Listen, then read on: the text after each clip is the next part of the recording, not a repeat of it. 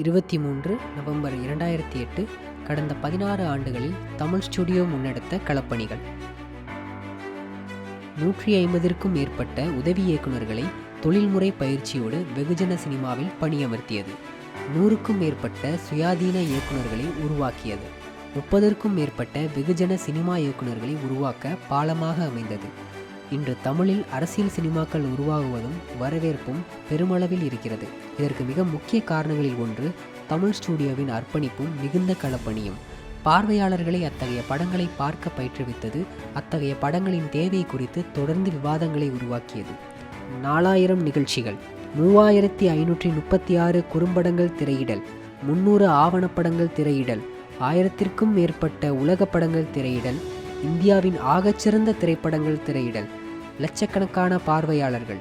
Tamil studio, பேசாமொழி, pure cinema, கருஞ்சிறுத்தை இணையத்திற்கு 2000 வெள்ளித்திரை படைப்பாளிகளுடன் கலைஞர்களுடனும் கலந்துரையாடல், 24 மாவட்டங்களில் குறும்பட ஆவணப்படங்கள் திரையிடல், 100 பிரம்மாண்டமான பயிற்சி பட்டறைகள், புகைப்பட பயிற்சி, சிறுகதை பயிற்சி, இயக்குனர் மிஷ்கின், வெற்றிமாறன், PC ஸ்ரீராம், திரு நாசர், SR பிரபு, கார்த்திக் சுப்புராஜ், லோகேஷ் கனகராஜ், நித்திலன், விக்னேஷ் சிவன் போன்ற பயிற்சி பட்டறை உட்பட இந்திய சினிமாவின் 100 ஆண்டு கொண்டாட்டம். சினிமா தொடர்பான முக்கியமான நூல்களை தமிழில் மொழியாக்கம் செய்து வெளியிட்டிருப்பது. இதுவரை 130 புத்தகங்கள் வெளியாகி இருக்கிறது.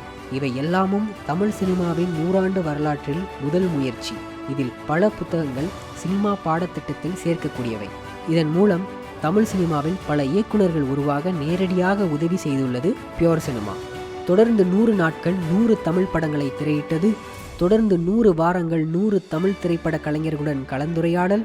தமிழ் சினிமா 100 ஆண்டு கொண்டாட்டத்திற்காக தனியாக நடக்கும் நிகழ்வில் தமிழ் சினிமாவின் பல்வேறு துறைகளில் இருந்து, அதாவது இயக்கம், ஒளிப்பதிவு, படத்தொகுப்பு, திரைக்கதை, ஒளியமைப்பு, ஆடை வடிவமைப்பாளர், சண்டை பயிற்சியாளர், நடன இயக்குனர், நகைச்சுவை நடிகர்கள், குணச்சித்திர நடிகர்கள், டப்பிங் கலைஞர்கள் என சினிமாவின் அனைத்து பிரிவுகளில் இருந்து கலைஞர்கள் அழைக்கப்பட்டு அவர்களுடனான பொது கலந்துரையாடல் நடைபெற்று வருகிறது.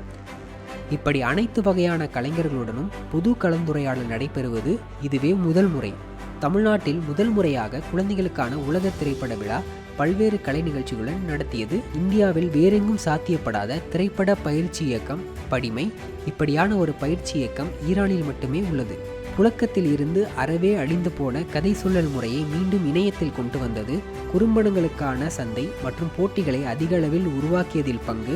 குறும்படங்களை தொடர்ச்சியாக திரையிட்டும் விவாதித்தும் அதற்கான தளத்தை உருவாக்கியது. இன்று அதிகமான அளவில் குறும்படத்துறையில் இருந்து வந்த இயக்குநர்கள் வெள்ளித்திரையில் இயங்குவதில் தமிழ் ஸ்டுடியோவின் பங்கு கணிசமானது.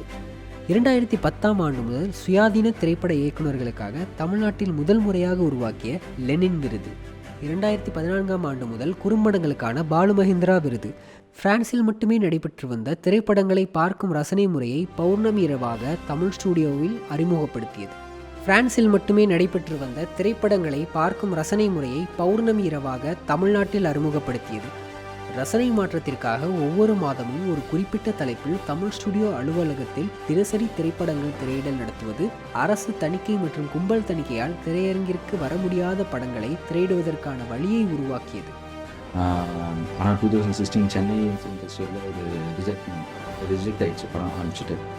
அதுக்கப்புறம் நம்ம ஒரு 4-5 மாதத்துக்கு முன்னாடி நம்ம யாருக்காவது காமிச்சே ஆகணும் அப்படின்னு சொல்லிட்டு இதே இடத்துக்கு வந்து இங்கே தான் படத்தை ஸ்க்ரீன் பண்ணுது. இங்கே வந்து காமிச்சதுக்கப்புறம் தான் வந்து இங்கே வந்து அருணாவும் மீதி ஸ்டூடெண்ட்ஸும் வந்து படத்தை பார்க்குறாங்க. அதுக்கப்புறம் அதுக்கடுத்து ஒரு 2 வாரத்தில் வந்து நம்ம இன்னொரு திரையிடல் பண்ணலாம் NFDCயில் அப்படின்னு சொல்லிட்டு NFDCயில் ஒரு திரையிடல் போடணும்.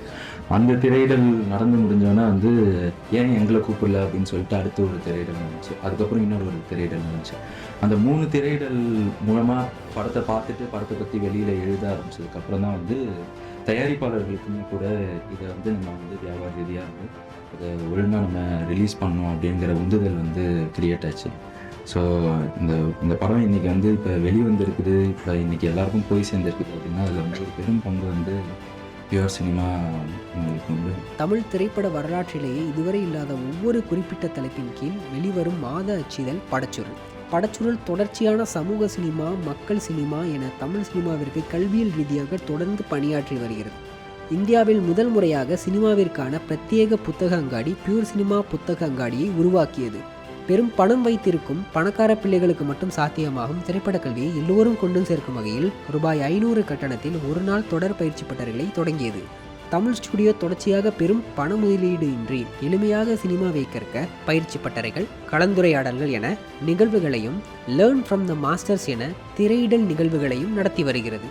லேர்ன் ஃப்ரம் த மாஸ்டர்ஸ் வரிசையின் கீழ் உலகின் புகழ்பெற்ற பல முக்கிய திரைப்பட ஆளுமைகளின் படங்கள் திரையிடப்பட்டு அதிலிருந்து எப்படி படம் எடுக்கலாம் என்பதை நாமே உணர முடியும்.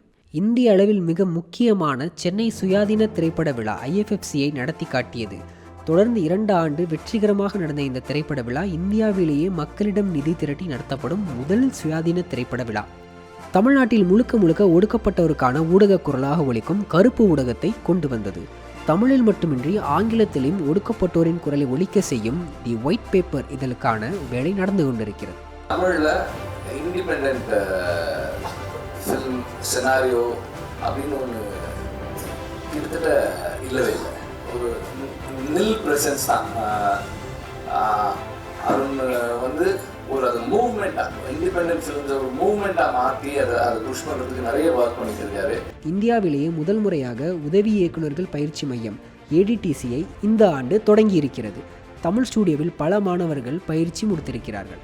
தலித் திரைப்பட விழா இந்தியாவிலேயே முதல் முறையாக தலித் திரைப்பட விழா தமிழ் ஸ்டுடியோவின் 12வது ஆண்டு தொடக்க விழா நாளான நவம்பர் 23 அன்று தமிழ் ஸ்டுடியோவின் விழுப்புரம் மையத்தில் நடைபெற்றது. இதுதான் இந்தியாவில் முதல் தலித் திரைப்பட விழா என்பதே இங்கே ஆவணமாக பதிவு செய்கிறோம். தமிழ் ஸ்டுடியோ ஒவ்வொரு வாரமும் தொடர்ந்து கருத்தரங்கம், கலந்துரையாடல்களை நடத்தியது. அதிலிருந்து உருவான இயக்குநர்கள் இப்போது படங்கள் எடுத்துக்கொண்டு இருக்கிறார்கள். புத்தகங்களை மட்டும் படித்து படம் எடுத்து பயிற்சி பட்டறையில் பங்கேற்று இயக்குனராக, நடிகராக, ஒளிப்பதிவாளராக, எடிட்டராக பணியாற்றி கொண்டிருக்கும் நண்பர்களின் எண்ணிக்கையும் அதிகம். இன்று தமிழ்நாட்டில் சினிமாவிற்கான நூலகங்களும் சங்கங்களும் தொடர் கலந்துரையாடல்களும் ஆங்காங்கே நடைபெற்று வருவது தமிழ் ஸ்டுடியோ இயக்கம் உருவாக்கிய தாக்கத்தினால்தான். இந்தியாவிலே எவரும் பண்ணிராத வகையில் சினிமாவை ஜனநாயகப்படுத்தும் நோக்கில் பியூர் சினிமா உறுப்பினர்களுக்கான ஒரு குழுவை உருவாக்கியது. இதன் அடிப்படை நோக்கம் சினிமா கற்கவும் சினிமா ரசனையை அதிகரிக்கவும் தான். இதை 2024ஆம் ஆண்டு தொடங்கி வெற்றிகரமாக நடைபெற்று வருகிறது. தமிழ் ஸ்டுடியோ தனது 17வது ஆண்டில் காலடி எடுத்து வைக்கிறது. இவை அனைத்தும் உங்களின் பேரன்பினால் மட்டுமே சாத்தியமானது.